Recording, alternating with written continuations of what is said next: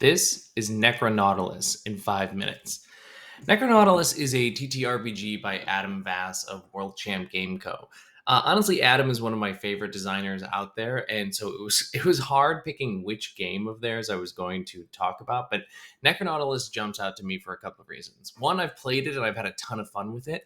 But two, it perfectly captures the ideas of wordplay and the use of language, the role of language, and memory in ways that I think other games do a good job, but Adam excels at. I say this because I'm a cognitive psychologist. I study language and memory. It's part of my research.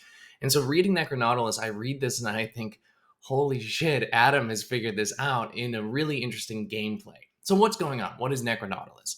You are death agents working for the blind god Death. You work in the afterlife. The afterlife in this case is the infinite universe beyond our own, that takes place on different planets with different beings and different problems. And as death agents, it's your job to help out Death when things aren't going according to plan in the afterlife.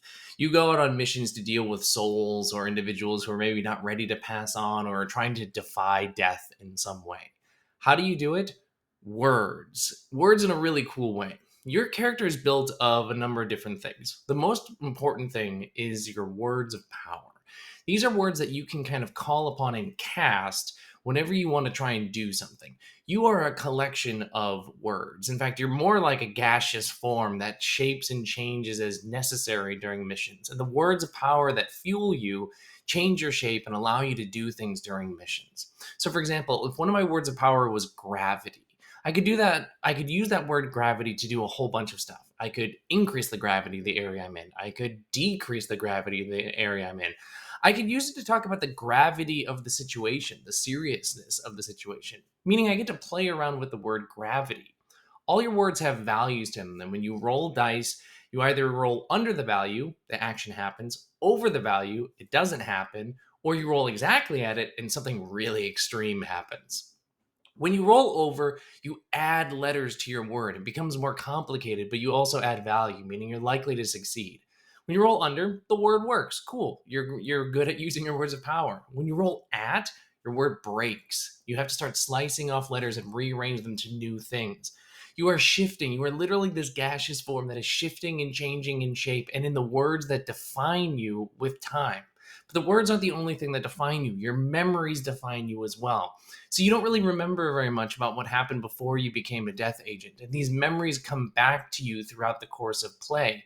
You create these memories during play, which is a really important thing because that's how our memory system works. We recreate our memories every time we try to recall something from our mind's palace, essentially. And Adam has captured that concept perfectly in this mechanic in which we create memories to adapt and understand the situations that our death agents find themselves in, to try and contextualize why they're doing what they're doing. The game is fantastic. It's unbelievably fun to play because it's kind of like, a bit of like improv wordplay, like meets Mad Libs, meets like really kind of meaningful storytelling through the memory process that goes on. Trying to look at your collection of words and decide which word could possibly help you in the situation you're in comes up with you end up coming up with some really clever solutions. You have to really think about like, okay, well, what is the word slide really going to do for me right now? And then you end up coming up with something really unbelievably creative and you work together as a team. You go around and do missions. You fly around in your ship called the Nautilus, and that helps you while you're traveling around the between all these different planets of the afterlife. And there's tons of procedures in the book to create missions, to help kind of organize them and everything like that. There's more. There are more rules beyond just what I talked about with rolling with the words and creation of memories, but those are the ones that I really want to highlight. I think this game is really special in what it does with our understanding of language as a communication tool and as a symbolic creation or a symbolic communication tool, and how we think about memory and our role of memory in defining ourselves and how we can change those memories and change thus the way that we define ourselves with time. Necronautilus is fantastic. It's absolutely worth picking up. The hardcover is gorgeous as well. You're going to want to get it. It's full of Adam's art and layout. Cannot recommend this book enough. Go check out Necronautilus, and I'll see you next time.